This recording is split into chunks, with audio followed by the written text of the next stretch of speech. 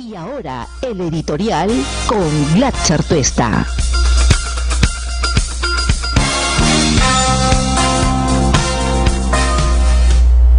Como decía, son varios los temas, es muy difícil acomodar en un orden porque todos me parece que son relevantes, que son importantes. Voy a comenzar con lo que ha terminado siendo una clara, como dice Fernando Tuesta, ruptura ya entre el gobierno o entre Martín Vizcarra y Keiko Fujimori y el fujimorismo, que es este grupo de parlamentarios que están básicamente actuando bajo el mandato expreso de Keiko Fujimori, que dicho sea de paso ha perdido la brújula, está totalmente desesperada, está totalmente desubicada políticamente, y eso ha llevado a que esta bancada y esta agrupación política, que también está asentada en otros ámbitos de la vida de nuestro país, haya venido dándose autogoles o metiéndose autogoles, pero siempre en el ánimo de resolver en el corto plazo aquellos problemas que aquí en el programa hace bastante tiempo hemos dicho ya son su principal agobio, son lo que principalmente hoy día los está moviendo o perjudicando. Una de ellas es, por supuesto, todo aquello que está relacionado con el caso Lavallato. La reacción y las conclusiones de la Comisión Lavallato el día de ayer dan muestra de cómo quieren manejar estas cosas. Han, por supuesto y con razón, pues severamente actuado con el caso de Alejandro Toledo. Y cómo no, porque la justicia también ahí ya determinó su clara responsabilidad en actos de cohecho, en actos de corrupción, porque él fue funcionario público y llegó a ser el presidente de la República. Hay también una clara alusión y cargos muy concretos que se le atribuyen a Pedro Pablo Kuczynski, y como no, dejó de ser presidente y renunció en medio del escándalo que podrían terminar siendo vínculos muy serios con empresas brasileñas corruptas a las que parecería favoreció para que éstas pudieran hacer todos esos negocios ilegales con adendas y otras movidas que favorecieron sus intereses. Y ahí queda la historia. Y la pregunta es, ¿ellos son los únicos presidentes que incurrieron o posiblemente han incurrido en actos de corrupción? Y si la respuesta inmediata, instantánea, intuitiva, la primera reacción que usted tiene o espontánea es no, de ninguna manera, pues ahí está claramente establecido el motivo por el cual se empecinaron los fujimoristas de manejar esa comisión teniendo o a la sombra de los caprichos de Keiko Fujimori y de Alan García. Alan García no aparece en absolutamente nada, pese a que en su gobierno se firmaron más de una docena de adendas y todas ellas severamente cuestionadas porque no dialogaban con procesos transparentes y que finalmente hicieron que las obras que se licitaron y que se otorgaron a estas empresas, entre otras Odebrecht, costaran muchas veces, o digamos multiplicado en algunos de los casos por 4 por 5 lo que inicialmente había sido el precio pactado. Y eso es, desde mi modesto punto de vista, claramente un interés de blindaje. Alan García y Keiko Fujimori no han sido tocados en lo absoluto en una comisión que dice se ha empecinado en profundizar y sacar las cosas a como de lugar, y sobre todo con severidad que por cierto nunca va a alcanzar a quienes están detrás y cual titiriteros manejaron esta comisión. Y de premio por este resultado que finalmente busca favorecer a estos personajes políticos, a la señora Rosa Bartra, sin que medie ninguna capacidad para ese cargo, han terminado dándole como ofrenda la Comisión de Constitución, desde donde los primeros argumentos que ha esgrimido en torno a la voluntad que el presidente ha expresado sobre el referéndum es que este no se puede hacer por uno o tal motivo. Es decir, un nuevo encargo para la señora Rosa Bartra, que ya sabe cómo piensa Keiko Fujimori, sabe que le gusta a Alan García y sabe, por cierto, cómo procurar esa impunidad que hoy día tanto les quita el sueño. Por eso es que Keiko Fujimori dice y resalta las bondades de esta comisión y resalta las bondades del trabajo de Pedro Chávarri, que es, así como en el Congreso su garantía era la Comisión Lavallato, en el sistema de justicia su garantía es el actual fiscal de la Nación. Pero no solo eso ha pasado con Keiko Fujimori, han pasado otras cosas el día de de ayer. Porque en boca de mentiroso todo se hace dudoso, dice este manido o este casi cliché o dicho que se emplea muy frecuentemente. Keiko Fujimori, en una actitud totalmente desesperada y desde mi modesto punto de vista en términos políticos muy mal asesorada, y esos son aquellos personajes que Kenji Fujimori ya denunciaba hace tiempo porque no estaban llevando a su hermana a un buen puerto, son los que le han dicho que insiste en el error, cosa que ya le está costando de una manera importante y creo yo dentro de poco irreversible en su relación con la gente, que es verdad, y yo lo he sostenido hace bastante tiempo, es lo que menos le importa hoy, pero sin lugar a dudas es fundamental si es que el otro actor que antes no levantaba la cabeza y estaba totalmente disminuido, empieza a tomar un protagonismo y tener un respaldo y legitimidad mayoritario en la población. Estoy hablando del presidente Martín Vizcarra. ¿Qué cosa es lo que pasó? Salió Keiko Fujimori el domingo y dijo, sí, yo me he reunido 2 veces con el presidente. Claro, y trató de equiparar abiertamente el hecho de que el presidente no haya mencionado esas reuniones o que las haya negado a un comportamiento similar como con Pedro Chávarri al mentir sobre esta reunión que dice tuvo con un grupo de periodistas, algunos ya se han podido identificar, y con un broadcaster, dicen, un dueño de algún medio de comunicación que se intuye quién es, pero todavía no se tiene a ciencia cierta el dato concreto. Y Keiko Fujimori, de mala leche, ahí él trata de equiparar las dos situaciones para decir por qué, si es que en el caso de Pedro Chávarri ese motivo lo podría llevar a que se vaya porque en el caso del presidente no, o al revés, si en el presidente de la República una mentirilla como esas no hace que estemos discutiendo su vacancia, ¿por qué tendríamos que hacer eso en el caso de Pedro Chávarri? Desesperada, colgándose del saco de Chávarri para que éste lo pueda salvar, seguramente en esos procedimientos e investigaciones que se han iniciado y que están en manos de buenos fiscales. Pero por otro lado, Chávarri también está colgado del saco de Keiko Fujimori porque sabe que esa es una garantía para no salir de este puesto que es tan importante.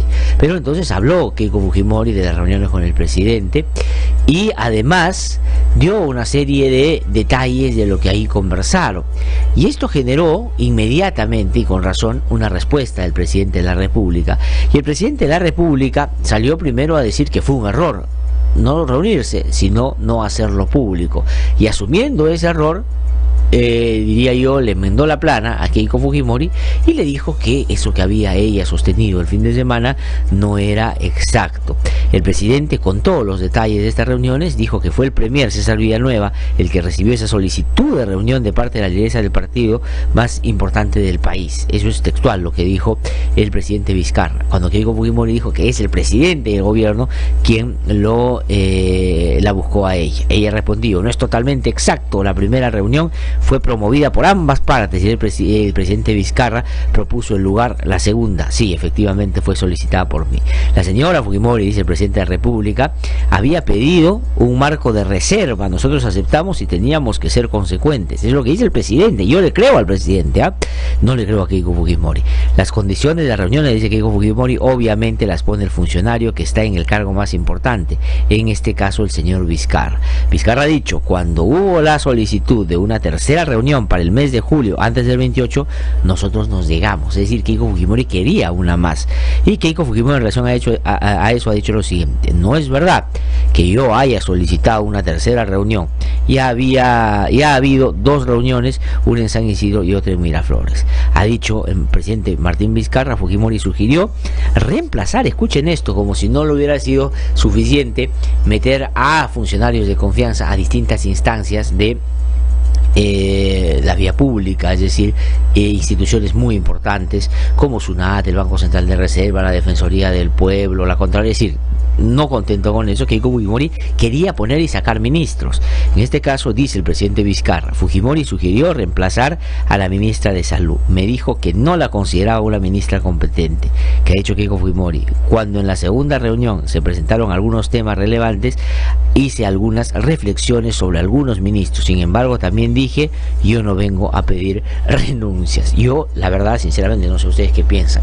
Si una persona como Keiko Fujimori no es capaz de reconocer que es la señora K y salir con una K en un mensaje a la nación, ¿qué cosa le voy a creer en relación a estas cosas? Creo que el presidente está en mejores condiciones para decir lo que ha pasado, con la posibilidad que ese complemento tan importante se pueda producir, y es que la gente crea en su palabra. Creo que hoy día la palabra de Keiko Fujimori está bastante venida menos, y la del presidente, por la popularidad que tiene, de repente un poquito más acomodado. Ahora, que hizo mal el presidente en no hacer público esto, me parece bien, pero él dice que lo que buscaba era guardar la reserva que habían acordado y que había sido a solicitud de Keiko Fujimori. ¿Qué cosa es lo que ha pasado aquí? Claramente están enfrentados, pero el presidente de la República el día de ayer, molesto por esta situación, pues dio un paso más, que a mí me parece que es un gran paso, y es que la constitución política de nuestro país establece mecanismos para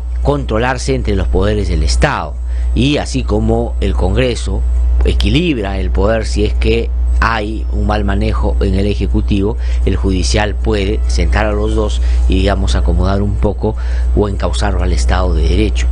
Pero también el presidente de la República y el Ejecutivo tienen herramientas constitucionales para poder evitar la arbitrariedad, si es que este fuera el caso, o la no colaboración, o la recurrente y sistemática intento de boicotear o además obstaculizar el avance y el desarrollo de aquellas políticas que el gobierno o el Ejecutivo quieren implementar. Y el día de ayer, molesto por lo de Keiko Fujimori, pero envalentonado también porque le está yendo bien en las encuestas y bien asesorado desde mi punto de vista, dijo o dio un paso y habló de la cuestión de confianza, porque el presidente está preocupado y dice: si el Congreso no me ayuda a avanzar en esta tarea que tenemos, pues lo que hay que hacer es utilizar todo aquello que la Constitución prevé. ¿Y qué cosa prevé la Constitución? Que él pueda hacer cuestión de confianza, que él pueda poner un premier que sea firme, fuerte, sacar a Villanueva. Yo creo que Villanueva ya no encaja en el esquema del presidente, es decir, todo lo que ha pasado, y hasta podría asegurar lo que es Villanueva el que pidió o buscó que todo esto fuera reservado y que tuvieran un pacto por debajo de la mesa, en términos políticos, ¿no? Pero que este ya no es el momento, no amerita una presencia de esa naturaleza. Entonces el presidente de la República ayer ya habló de esto, pero habló de una manera más firme y dijo que todo lo que la Constitución prevé no se puede descartar. Vamos a escuchar qué dice o qué dijo el presidente Vizcarra ayer cuando le consultaron por la cuestión de confianza. Vamos a escuchar. ¿Comparte la urgencia que usted siente por estas reformas? ¿El Congreso de la República hará una cuestión de confianza? Eso es un tema al interior del gobierno, que lo analizaremos en su momento. O sea, no descarte que pueda ser una cuestión de confianza si es que los plazos si no se establecen dentro de lo que usted considera es correcto. Augusto, nosotros no descartamos nada que esté contemplado en la Constitución. Aquí nosotros estamos esperando pacientemente el accionar del Congreso. Pero si es que, dado el tiempo prudencial, y no vemos una voluntad en el Congreso, inmediatamente actuaremos también en función de lo que establece. ¿Qué es prudencial? Mire, nosotros si queremos, como está establecido y el tiempo está, lo indica, que en diciembre haya este referéndum aprovechando la segunda vuelta de las elecciones regionales, tendríamos que tener ya la aprobación en primera legislatura en este mes de septiembre. Ahí está el presidente de la República, ustedes lo han escuchado y me parece muy bien que hoy se anime a decir lo que hace bastante tiempo debió también decir o que el expresidente Kuczynski debió hacer. Pero el presidente está, digo, mejor acomodado políticamente, goza de una aprobación importante que dista mucho de la pobre aprobación que tiene Keiko Fujimori, que es la que maneja el Parlamento. Tiene ideas, tiene voluntad, tiene claridad hacia dónde caminar en esta materia y tiene la Constitución que establece como un mecanismo para defenderse si la arbitrariedad llena las mentes, los corazones y el accionar de los congresistas de la República, como está sucediendo, y lo plantea, y me parece muy bien, porque si el Congreso no hace lo que el presidente está pensando, pese a que sus formas han sido muy amables, pues puede cerrar el Congreso si no le dan el voto de confianza o la cuestión de confianza, y eso me parece muy bien. Y a ver si el fujimorismo ahí, con el pobre aplauso que tiene ahora, pues logra sacar siquiera la quinta parte de lo que tiene en el Parlamento de la República. El presidente está muy bien, me parece. Otra cosa que quería mencionar, hoy día es 28 de agosto, y el 28 de agosto del año 2003 se entregó el informe final de la Comisión de la Verdad y Reconciliación a quien en su momento era el presidente de la República, el señor Alejandro Toledo. Y este es un documento oficial, y este es un documento que debe ser una referente importante para discutir o abrir el debate sobre la historia de nuestro país en lo que al conflicto armado interno respecta. Y esto tiene que llevarnos siempre a hacernos una pregunta que es inevitable. ¿Qué cosa nos pasó como ciudadanos y ciudadanas peruanas en un país como el nuestro para que un grupo tan irracional, tan fundamentalista, tan terrorista y tan salvaje como el MRTA y Sendero Luminoso nos hicieran tanto daño? ¿Qué cosa es lo que nos pasaba como peruanos y si esas barreras, esas distancias, esos problemas todavía se mantienen? Si la respuesta es sí, pues lo que hay que hacer es cambios, y ojalá que estos sean y estén a la altura de lo que la indignación hoy día plantea. La discriminación, la exclusión, la corrupción, el desdén y la indiferencia con los problemas que aquejan a la mayoría de peruanos y peruanas siguen siendo lamentable una característica de nuestro país, o características en nuestro país. Y mientras no superemos eso, siempre va a haber la aventura de gente totalmente irresponsable, populista y en algunos casos violenta, que quiera levantar la bandera de un cambio a través de la fuerza y la violencia, cosa que por cierto nosotros aquí clara y abiertamente rechazamos. Pero hemos aprendido, ¿no?, la lección. Hay la posibilidad de que esto se repita o no. ¿Qué cosa es lo que hemos hecho para que quienes en ese momento fueron víctimas de la irracionalidad de estos grupos terroristas y que fueron víctimas también de la mal accionar de quienes gobernaban en ese momento, han superado o no aquellas heridas que quedaron y abiertas y muy marcadamente hicieron de sus vidas en algunos casos dramas continuados o continuos? ¿Eso ha cambiado o no? Y la pregunta es ¿por qué? Y si la pregunta que aún se mantiene ahí latente es qué impide que podamos mirarnos de igual a igual entre ciudadanos peruanos y peruanas.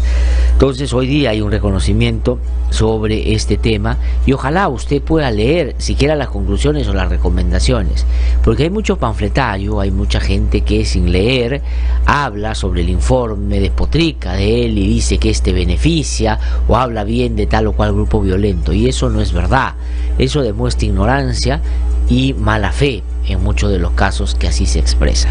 Una de las personas que con mala fe de una persona que de muy mala intención ha despotricado contra el informe final de la Comisión de la Verdad, inclusive ha hecho una campaña para que se desprestigie el lugar de la memoria y que se pueda en ella imaginar un espacio donde se hace apología. Esa era la intención. Es Edwin Donaire, este personaje muy llamativo, un personaje, no voy a, digamos, un personaje que la verdad uno no llega a entender cómo está en la política, pero más aún cómo llegó a ser comandante general del ejército, lo que no habla muy bien del ejército desde mi punto de vista. Pero este sujeto, ¿qué cosa hizo? Tratando de desprestigiar, ya lo dije en su momento, y con el claro interés de que nos distrajéramos de lo que a él en ese momento le estaba pisando los talones, y era un juicio que se le seguía por que ha robado petróleo y gasolina. Pues qué cosa ha sucedido. Él armó un show, recordarán ustedes que firmó escondidas, se disfrazó para en tal lugar de la memoria, hizo un video. ¿Y qué cosa consiguió? Porque eso es lo que consiguen personas como ella, que pasara lo contrario. Si él quiso desprestigiar al lugar de la memoria, pues logró que se triplicaran las visitas, y eso creo que hay que agradecerle a este impresentable sujeto desde mi modesto punto de vista. Pero además, ya ahora nos damos cuenta qué cosa ha pasado y por qué hacía ese show, por qué trataba de distraer, porque estaba a punto de ser condenado. Pues bueno, han condenado a 5 años de prisión efectiva a Edwin Donaire. ¿Por qué? Por ladrón de gasolina y de petróleo, porque esa es la acusación. Acá dice, la condena fue impuesta por la segunda sala penal y que ahora de la Corte Superior de la Justicia de Lima, que oficiará su decisión a la Corte Suprema para solicitar el levantamiento de la inmunidad del legislador, y ojalá esto lo hagan rápido. Según la acusación fiscal, entre enero y noviembre del 2006, Donaire y otras 39 personas gestionaron, solicitaron y recibieron petróleo y gasolina de 84 octanos a través de pedidos extraordinarios con la intención de beneficiarse económicamente con la venta ilegal de estos. O sea, robaban gasolina y la vendían. Y el Poder Judicial acaba de decir que Donaire era pues un ladrón de gasolina. Este es el caso de los gasolineros. Ya entendemos ahora, yo lo dije hace meses, por qué hacía todo este show para tratar de hacerse notar como el gran luchador en contra del terrorismo, en contra de la apología, para que estuviéramos distraídos de aquello que es fundamental. Y es que él, siendo funcionario público, ha terminado aprovechándose ese cargo para hacerse, ¿no es cierto?, de cosas que no son suyas y luego venderlas para aprovecharse la misma. ¿Quién dice esto? La fiscal. Pero ¿quién, aparte del fiscal? Los jueces de una sala, y ya lo han sentenciado, y esto va a ir a la Suprema solo para que el Congreso de la República le dé luz verde para que este señor termine donde tienen que estar los que roban, en la cárcel, ¿no es cierto? El combustible estaba asignado a la primera brigada de fuerzas especiales del ejército y a la región militar sur. El legislador no se presentó en la lectura de sentencia por el caso gasolinazo. Ahí está. Ese es el gran moralizador que hablaba y decía que esto es apología, que no se puede seguir el mandato de la Comisión de la Verdad Pública. Miren ustedes dónde ha terminado. Me olvidé de decir algo sobre la Comisión Lavallato, y es lo siguiente: siguiendo su línea de venganza contra los medios de comunicación, la Comisión Lavallato, que presidía la señora Rosa Bartra, y que como premio por los resultados de esa comisión, es decir, blindar a Keiko y Alan García, ha recibido en ofrenda la Comisión de Constitución, ha dicho, entre otras cosas, que según los documentos a lo que dice la República, tuvo acceso a la República, el grupo asegura que los medios de comunicación, escuchen ustedes, que los medios de comunicación promocionaron compañías para que Odebrecht obtuviera licitaciones de obras públicas en los gobiernos de Toledo, García, Humala y PPK. ¿Qué cosa es lo que han pedido? Que se investigue y se levante el secreto bancario de 26 empresas periodísticas. O sea, siguen en su ánimo, en su claro interés de desprestigiar a los medios de comunicación, que algunos la verdad que están bastante desprestigiados, no necesitan ayuda en ese sentido, pero el principio que aquí uno defiende es que, porque no te gustan los medios, ahora le sacas una ley mordaza, ahora vas a levantar su secreto bancario, y eso no se lo dice un programa o un medio que recibe publicidad. Nosotros no recibimos publicidad estatal, y entonces, ¿qué cosa es lo que sucede? Pues ahora le van a levantar el secreto a estas instituciones, a estas empresas que además son privadas. Dice, ¿cuál es la lista a los que levantarán el secreto bancario? La República, Frecuencia Latina, Representación Canal 2, Panamericana Media, Canal 5, Media Networks, Latin America Plus TV, la Corporación Universal Exitosa, entre otras. Dice también empresas de asesorías de medios como ABH Consulting de Alfonso Valle y Herrera, ADN Consultores y sello propio de Raúl Vargas y otros. Le van a levantar el secreto porque a la señora Bartra, por mandato de Keiko Fujimori, pues le parece que estas promocionaban mucho a estas empresas brasileñas, y por eso es que finalmente las contrataban en el Estado. Miren ustedes, blindan a Keiko Fujimori, blindan a Alan García, le sacan la mugre a otros presidentes y finalmente buscan vengarse los medios de comunicación. Ese es el combo AGK. Ese es el combo AGK que la señora Bartra muy bien representa. ¿Qué cosa más quiero decir en relación a esto? Creo que por el momento nada más. Vamos a tener un programa muy interesante. En un ratito va a venir a conversar con nosotros Manuel Burga, que como ustedes saben acaba de ser nombrado hace poquito como director del Lugar de la Memoria. Él es historiador, ha sido rector de la Universidad Mayor de San Marcos y es director del Lugar de la Memoria, la Tolerancia y la Inclusión Social. Va a venir también a conversar con nosotros Julio Arbizu sobre los temas más legales y cómo están avanzando avanzando estas investigaciones y haremos un balance de la Comisión Lavallato y de lo que está pasando en el sistema de justicia, en particular en el Ministerio Público, donde el señor Chávarri, que es el único soporte de una Keiko Fujimori que está desesperada, y Keiko Fujimori y su bancada es el único soporte que le queda a Chávarri para mantenerse en este cargo, pues tiene o va a tener una repercusión concreta en los casos que ellos están viendo seguramente. Y también va a venir Clemente Flores, quien es congresista de la República, de la bancada de Peruanos por el Cambio, para conversar también sobre estos temas que hoy día algunos de ellos ya hemos comentado. Y vamos a cerrar, que este es otro tema también muy importante. Ayer, en otra entrevista que dio Keiko Fujimori, habló sobre el enfoque de género. Quiero decir, Carlitos, que la entrevista que hemos pasado hace un rato del presidente de la República la hizo a Augusto Sonda, ¿no es cierto?, en la mañana, ayer en América Televisión. Y lo que vamos a poner ahora es una entrevista o extracto de entrevista que le hace Patricia del Río con Fernando Carvalho a Keiko Fujimori. Y aquí le pregunta en particular, escuchen ustedes, esa es la lideresa del que se dice partido más importante del país, cuando le preguntan sobre el enfoque de género. Realmente yo digo, si estos muchachos, tanto Keiko Fujimori como Kenji, estudiaron fuera del país, ¿no es cierto?, porque tuvieron ese privilegio y lo hicieron con nuestra plata, es decir, con plata que no era suya sino de todos nosotros, deberíamos hacer una campaña para reclamarles a esas universidades, porque miren ustedes, no aprendieron mucho, o salvo que iban y no entraban a clase, que también puede pasar. Vamos a escuchar qué dijo Keiko Fujimori sobre el enfoque de género. Yo pienso que vivimos todavía en una sociedad conservadora, tradicional, y tenemos que ser también respetuosos de estas tradiciones. La evolución de nuestra sociedad se tiene que dar de manera progresiva, pero pienso yo que todavía es muy prematuro y me parece contraproducente introducir temas de ideología de género en los textos escolares. Pero no es ideología, ¿no? Es enfoque de género. ¿Usted entonces está en contra del enfoque de género en los textos escolares? Con referencia específicamente al enfoque de género y a los derechos que tienen las niñas, al igual que los niños, yo estoy de acuerdo. Imagínense ustedes, iba a ser presidente de la República. Diosito, nos hemos librado. Y si va a ser la presidenta de la República, dice que ella no está de acuerdo, que es contraproducente esto, porque somos un país todavía conservador. Dice, somos un país que tiene tradiciones y costumbres y que los cambios tienen que ser progresivos. Es decir, traducción, este es un país machista, este es un país violento, este es un país donde se viola a las mujeres, este es un país donde se somete a, lamentablemente, dinámicas de violencia a muchos sectores y en particular a niños, niñas, adolescentes y a mujeres. Y a la señora Keiko Fujimori le parece que somos una sociedad conservadora y que poco a poco hay que ir cambiando.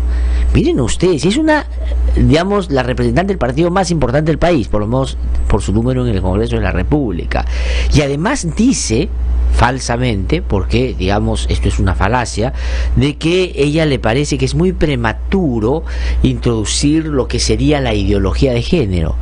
Y Patricia del Río le hace una pregunta pues inteligente y sencilla y le dice, pero no hay ideología de género, no, eso no es, hay un enfoque de género. Y dice, bueno, sobre el enfoque sí estoy de acuerdo. Imagínense, esa iba a ser presidente de la República, imagínense ustedes en lo que hubiéramos estado. Y a contracorriente de eso que Keiko Fujimori plantea, porque le importa un pepino la igualdad de los hombres y las mujeres, me queda clarísimo, ¿no es cierto? Y es penoso que esa persona haya tenido en 2 oportunidades, que haya perdido elección por un pelo, es decir, casi gana la elección. Imagínense ustedes con ese pensamiento si hubiera llegado a Palacio de Gobierno. Si ya en el Congreso borraron todo lo que tiene que ver con el enfoque de género, ¿no es cierto? Sabiendo, o no sé si sabiendo, pero yo creo que sí, solo por su fundamentalismo y porque están empeñados a todos estos sinvergüenzas que han hecho de esto un negocio y que finalmente con miedo asustan a grandes poblaciones sobre el tema este del enfoque género. Y hacen campañas absurdas, crean fantasmas, realmente de antología ese comportamiento. Ya, esos le pusieron plata a Keiko Fujimori en la campaña. Entonces ahí en el Congreso hizo todo lo que ellos querían.